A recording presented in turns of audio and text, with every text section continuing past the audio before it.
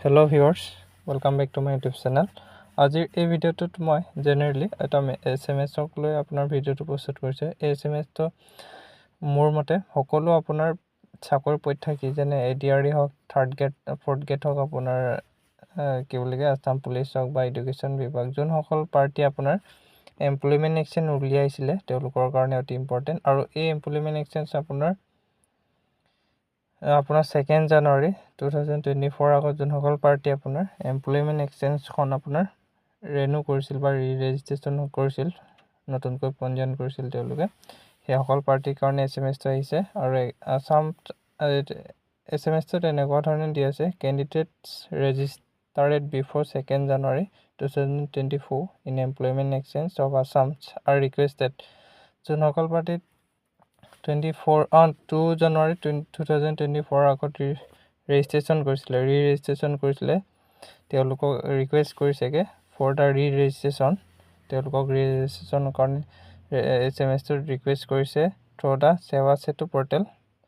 আৰু তেওঁলোকক সেৱা সেতু পৰ্টেলৰ জৰিয়তে 15 আগষ্টৰ ভিতৰত তেওঁলোকৰ এমপ্লয়মেণ্ট এক্সচেঞ্জ কাৰ্ডখন আকৌ ৰেজিষ্ট্ৰেশ্যন কৰিবলৈ আপোনাৰ এই মেছেজটো তেওঁলোকে অনুগ্ৰহ কৰি তেওঁলোকে ৰিকুৱেষ্ট কৰিছে ৰেজিষ্ট্ৰেশ্যন কৰিবলৈ 15 আগষ্টৰ ভিতৰত। গতিকেলৈ যদিহে 15 আগষ্টৰ ভিতৰত তেওঁলোক আপোনাৰ পিছলৈ গুচি যায়, তেতিয়াহ'লে আপোনাৰ তেওঁৰ ৰেজিষ্ট্ৰেশ্যন বা এমপ্লয়মেণ্ট এক্সচেঞ্জখন আপোনাৰ ইনভেলিড বুলি তেওঁলোক ধৰি লোৱা হ'ব বুলি তেনেকুৱা ধৰণৰ মেছেজ এটা কৰিছে। গতিকেলৈ এতিয়াও 15 আগষ্টলৈ বহুত দিনে বাকী আছে। গতিকেলৈ আপোনালোকে নিজেও কৰি চাব পাৰে বা আপোনাৰ CSC চেণ্টাৰত গৈ সুধি চাবগৈ পাৰে কেনেকৈ কি ডকুমেণ্ট, কেনেকুৱা ধৰণৰ ডকুমেণ্ট লাগিব সেইখিনি কথাৰ ওপৰত। গতিকেলৈ কথাটো এইটোৱে আছিল, আপোনালোকে 15 আগষ্টলৈকে ৰৈ নাথাকিব, তাৰ আগতে আপোনাৰ এমপ্লয়মেণ্ট এক্সচেঞ্জখন আপোনাৰ ৰেজিষ্ট্ৰেশ্যন কৰক।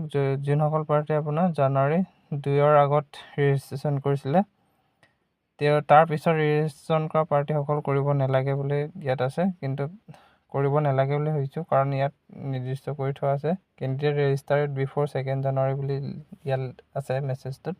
গতিকেলৈ যোনসকল পাৰ্টি 2 জানুৱাৰীৰ আগত কৰিছিলে তেওঁলোকৰ কাৰণে এইটো মেছেজ। গতিকেলৈ তেওঁলোক যদি কৰিছিলে এমপ্লয়মেণ্ট এক্সচেঞ্জ ৰেজিষ্ট্ৰেশ্যন, তেতিয়াহ'লে তেওঁলোক 15 আগষ্টৰ ভিতৰত আকৌ ৰেজিষ্ট্ৰেশ্যন কৰিবলৈ এইটো SMS চেণ্ড কৰিছে। গতিকেলৈ সেইটো SMS-টো আহিছে যোনসকল আপোনাৰ আপোনাৰ জানুৱাৰী আগত ৰেজিষ্ট্ৰেশ্যন কৰিছিলে এমপ্লয়মেণ্ট এক্সচেঞ্জখন, তেওঁলোকৰ ওচৰলৈকে চাগে মেছেজটো আহিছে সম্ভৱ।